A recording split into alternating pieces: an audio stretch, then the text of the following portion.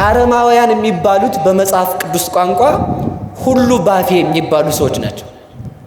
ሁሉ በምኔ በሉ ንገሩኝ። ሁሉ ባፌ ሁሉ ልብላው የሚሉ ማለት ነው። አንዳንድ ሰዎች ኦሪት አልፋለች ሁሉ ይበላል የሚሉ ሰዎች አሉ። ኦሪት ጌታዬ ኦሪት ያለፈው መስዋዕቷ ነው። በሚያልፈው ሆዳችሁ የማያልፈውን እግዚአብሔርን አትጡት ማለት ነው። አያችሁ አይደል? ቅዱስ ጳውሎስ ማለት እሱ ነው። አስቀድሞ ወደ እነሱ ድክመት ወርዶ መብል ለሆድ ነው አላቸው። እሺ። ሆድም ለመብል ነው አላቸው። እሺ። መብል ለሆድ ነው። አዎ መብልም ያልፋል፣ ሆድም ያልፋል። የማያልፍ ግን ማን ነው አላቸው? እግዚአብሔር ነው። በሚያልፈው ሆዳችሁ እግዚአብሔርን አትጡት። በሚያልፈው ምግብ የማያልፍ ምግብ እግዚአብሔርን አትጡ ብሎ ሰበካቸው ማለት ነው። ካፌ ወጣ እንጂ ወደ አፍ የሚገባ አያረክስም ተብሏል ይላሉ ሊበሉ የፈለጉ ሰዎች። መቼስ እንግዲህ ተመልከቱ፣ አትጥቀሱኝ ይል መጽሐፍ ቅዱስ። አስቸጋሪ እኮ ነው። እስኪ በሉ ካፌ ወጣ እንጂ በሉ ወደ አፍ የገባ አያረክስም። ይሄን አሉ። ይህ የተባለበት የጥያቄው አውድ ልብ ብላችሁ ስሙ። በጣም ነው የሚገርመው። ከዚህ እንደ አሜሪካ ሊርቅ ይችላል ራሱ ንግግሩ ማለት ከሰዎቹ ንግግር። እኔ ሂጄ አላየሁትም። እሺ ሳስበው ከዛም በላይ ሊርቅ ይችላል እንጂ ሂጄ አላቅም ብዬ ነው። እና ግን ምንድነው መሰላችሁ እያልኳቸው ያለሁት አንድ ጊዜ በዕለተ ሰንበት ቀን ጌታ በእርሻ መካከል ሲያልፍ ደቀ መዛሙርቱ ራባቸው። በሰንበት ቀን እያሹ በሉ፣ እጃቸውን ሳይታጠቡ በሉ። አይሁድ መጡና ምን አሉ መሰላቸው? ጌታ ሆይ ደቀ መዛሙርት ሳይታጠቡ እየበሉ ነው አሉት። ምን ሳይሉ? አይሁድ ክፋታቸው እኮ ነው። ተመልከቱ፣ የአይሁድ ክፋት ቁጥር የለውም። የክርስቶስን ደም ሊያፈሱ ተዘጋጅተው እየወጡ የክርስቶስን ደም አፍስሰው ቤተክርስቲያን አንገባም ይላሉ ማለት ነው። በእጃቸውን በሰው ደም ሰው አርደው በሰው ደም እየታጠቡ ቆሻሻ ያረክሰናል የሚሉ ሰዎች እነዚህ ናቸው አይሁድ የሚባሉት ማለት ነው። ከዚያ በኋላ ምን አላቸው ጌታ? ወደ ሆድ የገባ ጥቂት ቆይቶ ወጥቶ ይወድቃል፣ ሰውን የሚያረክሰው ከውስጥ የሚወጣ ነው አላቸው። ምን ማለቱ ነው? እናንተ በልባችሁ እኔን መግደል አስባችሁ ትመክራላችሁ። የሚያረክሳችሁ እኔን ለመግደል ያሰባችሁት ነው እንጂ ተመልከቱ፣ ወደ ሆዳችሁ የገባው እንጀራው አልነበረም የሚያረክሳቸው አላቸው እንጂ ብሉ ለማለት የተጠቀሰ አይደለም። ለምን መሰላችሁ? የማያመሰኳ አትብላ ማለት ተምረህ የተማርከውን ትምህርት የማታስበው አትሁን ማለት ነው። ወደ መንፈሳዊ ትርጉም ሲመጣ ሰኮናው ድፍን የሆነ አትብላ ማለት ተነግረ የማትሰማ ልብ ድፍን አትሁን ማለት ነው። ትሰማላችሁ? ቅል አሁን ዛሬ የቅል ቀን ነው፣ የዮናስ ቀን አይደል? ቅል ለቤተ ክርስቲያን መስዋዕት ሆኖ አይገባም። ሾላም ለቤተ ክርስቲያን መስዋዕት ሆኖ አይገባም፣ እንዳታስገቡ ተብሏል። ሊቃውንት የተረጉሙት ምን አሉ? ላዩ ቅል ላዩ ሸጋ ውስጡ ዝክንትል ያለውና መራራ ነው። እስኪ በሉ ቅል በሉ፣ ላዩ ሸጋ በሉ፣ ውስጡ ዝክንትል ይገባችኋል አይደል? አስባለሁ ብዬ አስባለሁ። ይሄ የገጠር ቋንቋ እንዳይሆንባችሁ ብዬ ነው። ውስጡ ዝም ብሎ ዝር አንጭ ነገር እንደዚህ ሆኖ የተልከሰከሰ ነገር ያለው ማለት ነው። ከዛ ደግሞ ምንድን ነው እሱ? መራራ መሆን። ስለዚህ ምን ማለት ነው? በላይ ቆንጆ መስለህ በቆንጆ ስም ተለብጠህ ውስጥህ ላይ የመረረ ምግባርና ውስጥህ ላይ ተንኮል የቋጠርክ አትሁን። ያን ለመስዋዕት አታስገባው ማለት እንደዚህ አይነት ሰው ወደ እግዚአብሔር መንግስት ሊገባ አይችልም ማለት ነው። እግዚአብሔር ሁላችንንም ያጥመን። አሜን በሉ እንጂ። ስለዚህ ሁላችሁ መጽሐፍ ቅዱስ መጽሐፍ ላይ የተነገሩት ሁሉ ምን አላቸው? ትርጉም አላቸው። ከዛ የተነሳ ነው ቤተ ክርስቲያን ጥንቅቅ ያለች ስንዱ እመቤት ናት። ሾላም ለቤተ ክርስቲያን መስዋዕት አይገባም፣ በስለት አይመጣም። ለምን ከተባለ ልብ ብላችሁ ስሙ። ሾላ ላዩ ቆንጆ ነው፣ ውስጡ ቁጫጭ የቋጠረ ነው። ይገባችኋል? ሰምታችኋል? እዚህ ጋር ላይ ጥሩ ሆኖ በውስጥ ቂም ላዩ ጥሩ ሆኖ በውስጡ ቂም ያለበት ሰው የእግዚአብሔርን መንግሥት አያያትም ማለት ነው። ጸሎቱ ለመስተቀይም ከመዘርዝ ወድቀ በማይከል አስዋክ። የቂመኛ ሰው ጸሎት በእግዚአብሔር ዘንድ ተመልከቱ፣ ይኸው ክፍት ጸሎቱ ቅድመ እግዚአብሔር በእግዚአብሔር ዘንድ ተቀባይነት የላትም። በሾክ መካከል የወደቀችን ምን ትመስላለች? ዘር ትመስላለች። ያችን ፍሬ እንዳታፈራ እሾሁ እንደሚይዛት የቂመኛ ሰው ጸሎትም ወደ እግዚአብሔር አትደርስም ማለት እግዚአብሔር እየሰማው መልስ እንዳይሰጠው ታደርገዋለች ማለት ነው። ሁላችንም ተንኮላችንን አውልቀን እግዚአብሔር ልመናችንን ይስማን። በነገራችሁ ላይ እግዚአብሔር አይሰማም ሲባል አይሰማም ማለት አይደለም ትርጉሙ። እሺ አይመልስም ነው የሚባለው። እየሰማችሁ ነው? አይሰማም እግዚአብሔር። እንኳን ተናግረ ነው ገና የምናስበውንም ያስብነውንም እግዚአብሔር ያውቃል። ግን ምን ማለት እግዚአብሔር አይሰማም ሲባል ያንን እኛ የእሱን ስራ እየሰራን ስላልሆነ ሕጉን ስላላከበርን እግዚአብሔር ዝም ይለናል። ወዳጀ እንኳን የእግዚአብሔር ዝምታ የሰው ዝምታ ከባድ ነው። በነገራችሁ ላይ እግዚአብሔር ዝም ሲለን እኮ ሞኝ አድርገነዋል። ብዙ ጊዜ ትናንት ሰርቀን ዝም እግዚአብሔር እንደማያይ ነገ እንጨምራለን።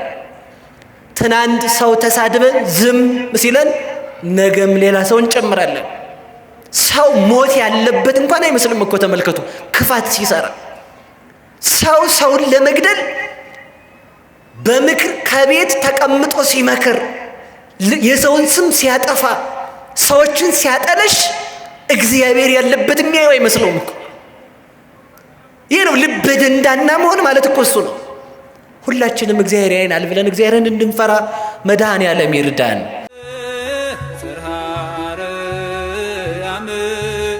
ክብርሽ ገናና ነው ለዘላለም። እግዚአብሔር ሁሉንም ይሽራቸዋል የሚለው ኃይለ ቃሉን የምናገኘው አንደኛ ቆሮንቶስ ምዕራፍ 6 ቁጥር 13 ላይ ነው። የዕለታችን ርዕስ ይሄ ነው። ሙሉ ቃሉ እንዲህ ይላል። ለርዕሳችን የምናደርገው እስመ መብል ለከርስ ወከርስኒ ለመብል፣ ወከርስኒ ለመብል። ሆድ እንጀራ ምግብ ለሆድ ነው፣ ሆድም ለምግብ ነው። ወክሌሆሙ ይስዕሮሙ እግዚአብሔር፣ እግዚአብሔር ሁሉንም ይሽራቸዋል። እስኪ በሉ መብል በሉ በሉ እንጂ መብል በሉ። ለሆድ ነው፣ ሆድም ለመብል ነው። እግዚአብሔር ስንቱን ይሽራል? በሉ ሁሉንም በሉ እንጂ ሁሉንም ይሽራል። ልብ ብላችሁ ስሙ። መብል ለሆድ ነው፣ ሆድም ለመብል ነው አላቸው ቅዱስ ጳውሎስ። በነገራችን ላይ ለቆሮንቶስ ሰዎች ነው እየላከላቸው ያለው። ቅዱስ በዚህ ዓለም ብልህ ሰው ማየት ከፈለጋችሁ ጳውሎስን ተመልከቱት። ብልህ ሰው ማየት ከፈለጋችሁ ለምን መሰላችሁ እንደዛ ያልኳችሁ? አንድን ሰው ጠማማነቱን ጠማማ ብሎ ሳይሆን የሚያስተካክለው ጠማማነቱን እንደያዘ ጠማማነቱን በማስረዳት የሚያስረዳ ነበር ቅዱስ ጳውሎስ። በጣም ነው የሚገርማችሁ። ቅዱስ ጳውሎስ ለግሪክ ሰዎች እንደ ግሪክ ሆነላቸው፣ ለአይሁዳውያን እንደ አይሁዳውያን ሆነላቸው፣ ሕግ ለሌላቸው ሕግ እንደሌለው ሆነላቸው። ለዚህ ነው ቅዱስ ጳውሎስ ምን ይላል? እኔ ይላል እግዚአብሔር አይሁድን የሚምርልኝ ከሆነ እኔ ሲኦል ብገባ እንኳን ችግር የለውም ይላል። እግዚአብሔር እናንተ የምትጸድቁ ከሆነ እኔ ልሙትና ዳኑ የሚል አባት ማለት ትክክል እግዚአብሔርን የሚመስል እና ቅዱስ ጳውሎስ ሲያስተምር ለሁሉም ሰው ድክመቱን በማስረዳት ሳይሆን የሚጀምረው ደግነቱን በማስረዳት ይጀምር ነበር። ምንነቱን በማስረዳት በሉ ንገሩኝ እንጂ። አረማውያን የሚባሉት በመጽሐፍ ቅዱስ ቋንቋ ሁሉ ባፌ የሚባሉ ሰዎች ናቸው። ሁሉ በምኔ በሉ ንገሩኝ እንጂ። ሁሉ ባፌ፣ ሁሉ ልብላው የሚሉ ማለት ነው። አንድ ነገር እንድትዙልኝ ይፈልጋለሁ። ሁሉ ይበላል ይበላል ወይ? አንድ ንስሐ አባት ናቸውና ንስሐ ልጃቸው ቤት ሄደው በጾሙ ስጋ ይበላል። ከዛ ምን አለ መሰላችሁ ልጁ፣ አንተ ልጅ ለምንድን ነው ስጋ የምትበላ አሉት። አይ እኔ ሁሉንም ነው የምበላው አልመርጥም አላቸው። አሃ ይሄ ነገር ጭንቅ ነው። ወለተ ማርያም በይ ደህና ዋይ፣ ቤትሽን እግዚአብሔር ይባርከው ልሂድ አሉ። ምን ነው አባ አይቆዩም አለቻቸው። ልጅሽ ሁሉንም ነው የሚበላው አሏት። ገብቷቸዋል ብዬ አስባለሁ። ስጋውን ሲጨርስ እኔንም ሊበላኝ ይችላል ማለታቸው። ሁሉም አይበላም። አንዳንድ ሰዎች ኦሪት አልፋለች ሁሉ ይበላል የሚሉ ሰዎች አሉ። ኦሪት ጌታዬ ኦሪት ያለፈው መስዋዕቷ ነው። አሮን አለፈ፣ ሙሴ አለፈ፣ ሌዋውያኑ አለፉ፣ ሐዋርያት መጡ፣ ሐዋርያት አለፉ፣ ሐዋርያን አበው መጡ፣ ሐዋርያን አበው አለፉ። አሁን ያለነው መጣን፣ አሁን ያለነው እናልፋለን። የማያልፍ ግን ማን ነው? ገብቷችኋል አይደል? ሊቀ ካህናት ነው ማለት እኮ ልብ በሉ።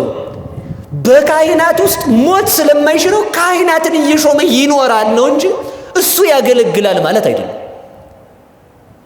ግልጽ ነው ንግግሬ? አንድ ሰው ንጉስ ነው ማለት ወታደር አለው ማለት ነው እንጂ ታዋጊ ነው ማለት ነው። አሰሙም ምለው ስለዚህ ክርስቶስ ሊቀ ካህናት ነው ማለት ተመልከቱ። ሊቀ ካህናት በውስተ ሊቃነ ካህናት በካህናት ውስጥ ካህናትን የሚሾም ነው ማለት የሚሞቱ ካህናት ዛሬም አሉ፣ እነሱን ይሾማል። እነሱ ሞት ሲያሰናብታቸው እሱ ግን ሞት ስለማይሽረው በእነሱ ውስጥ ካህናትን እየሾመ በካህናት ላይ ስልጣኑ ለዘላለም ይኖራል ማለት ነው እንጂ ያማልዳል የሚል ትርጉም የለው። ገብቷችኋል አይደል? ያቺ ጥላ ነበረች፣ መልከጼዴቅን ጥላ አድርጋ መጣች። ከዛ ማን ነው በከመ ሲመቱ ለመልከጼዴቅ የሚባል አባቱም እናቱም ዘመኑም የማይታወቅ ነው የሚለው። አባትም እናትም አለው፣ ዘመኑም ደግሞ ይታወቃል። በመጽሐፍ ቅዱስ ስላልተጻፈ ነው እንጂ ያ ዘመኑ የማይታወቅለት ተብሎ የተነገረው መልከጼዴቅ ለማን ምሳሌ ነበር? ለክርስቶስ። ዘመኑ የማይታወቅ ሲባል ለመልከጼዴቅ ልብ በሉ፣ እድሜው ብዙ ስለነበር መልከጼዴቅ በሱ ዘመን የነበሩ ሰዎች ሞት እያሰናበታቸው እናት አባቱን የሚያውቅ ሰው ጠፍቶ ነው በዘመኑ። ለክርስቶስ ሲሆን ግን ዘመን የማይቆጠርለት ማለት ዓለም ከመፈጠሩ አስቀድሞ ዓለምን የፈጠረ ነው። ቀዳማዊ ቃል ነው ማለት ነው። ይሄን ነው ሲሰብክልን የቆየችው ኦሪት። እና ሁሉም አይበላም፣ ሁሉ አይበላም፣ ነውር ነው። ለነዚህ ሰዎች ነው ቅዱስ ጳውሎስ ምን አላቸው መሰላቸው? ለአይሁድ እንዳይሁድ ሆንኩላቸው አለ፣ ለአረማውያን እንዳረማውያን። ምን አላቸው መጀመሪያ? ብሉ ሁሉ ተፈቅዷል አላቸው። ተመልከቱ ምን እንዳይሉ፣ አይ ሆዳችን ከተነካ አንመጣም አናምንም እንዳይሉ እኮ ነው። አያችሁ አይደል? እየሰማችሁ ነው። ስለዚህ ምን አላቸው ግን?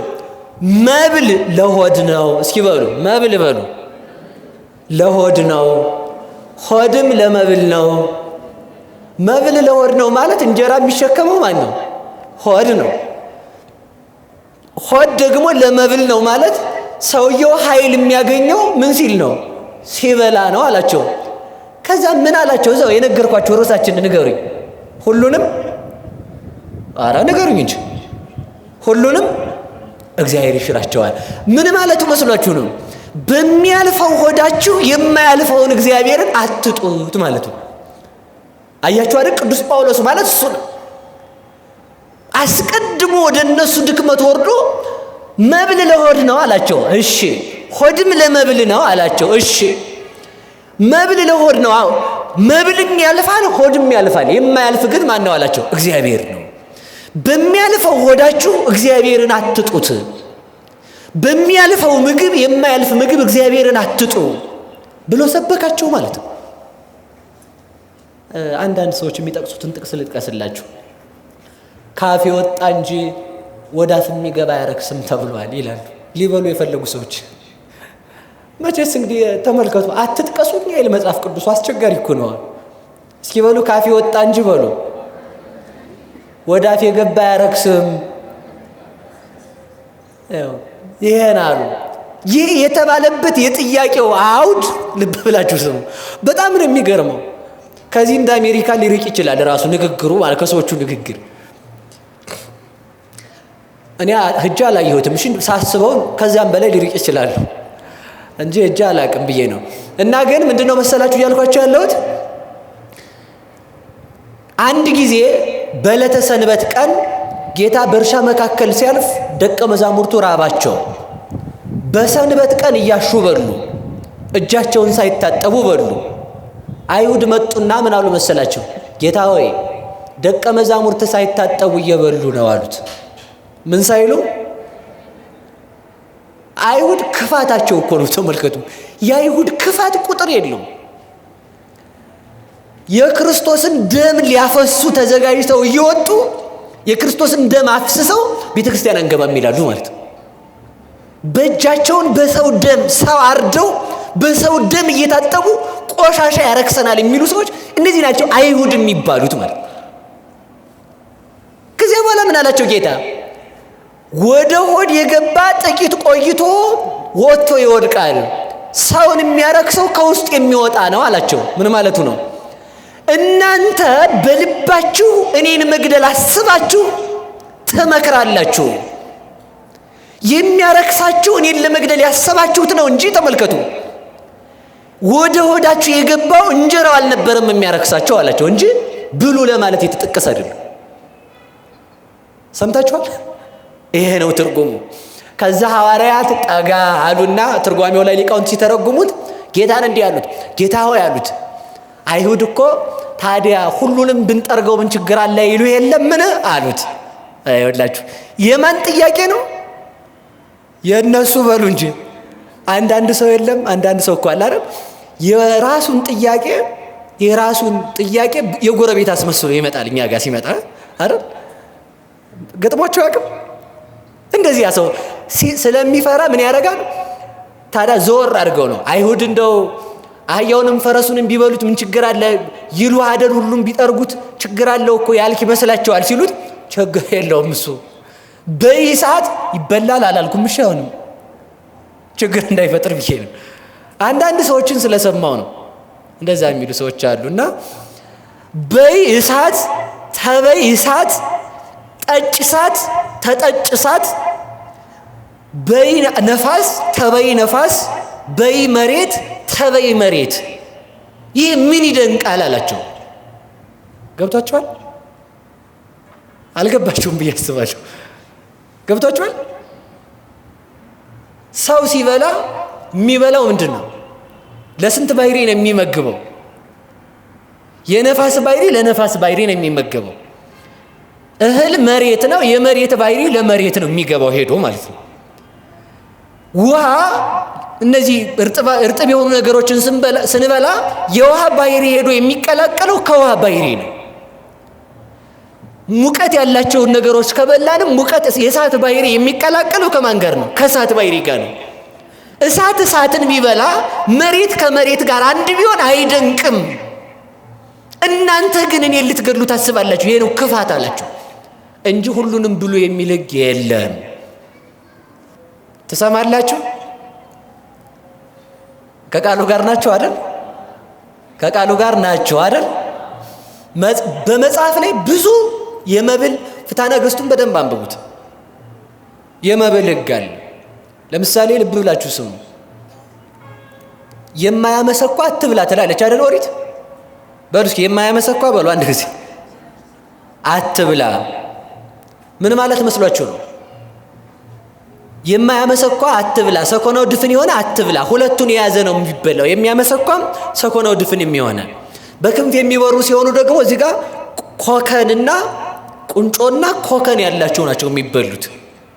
ባህር ላይ ያለው አሳዎች ደግሞ የሚበሉት ቅርፊትና ክንፍ ያላቸው ናቸው። አባዛ አይደለም።